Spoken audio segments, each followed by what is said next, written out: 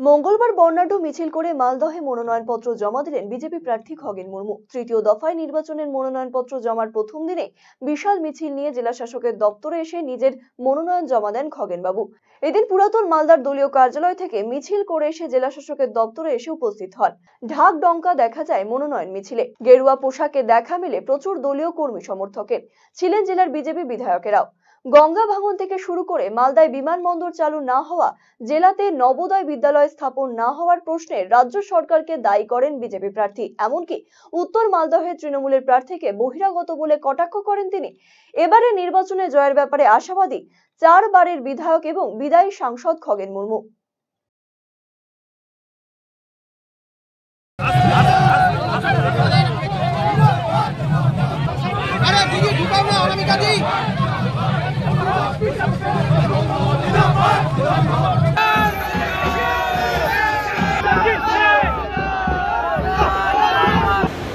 আমাদের মঙ্গলবাড়ি থেকে আমাদের ভারতীয় জনতা পার্টির সমস্ত দেবতুল্য কার্যকর্তা পদাধিকারী এবং সাধারণ সমস্ত আমাদের সমর্থক, আমাদের পরিবারের সমস্ত লোকেরা একসাথে আজকের এই জেলা সমাহর্তার অফিস পর্যন্ত সবাই আমরা পদব্রজে আমরা 5 কিলোমিটার রাস্তা ধরে হাজার হাজার লোক আজকে আমাদের নমিনেশন পেপার জমা দেওয়ার জন্য আজকে সঙ্গ দিয়ে তারা একসঙ্গে নমিনেশন দেওয়ার কাজ 12 তারিখ থেকে নমিনেশন দেওয়া শুরু হয়েছে। আমরা 12 তারিখে নমিনেশনটা আমরা জমা দিচ্ছি।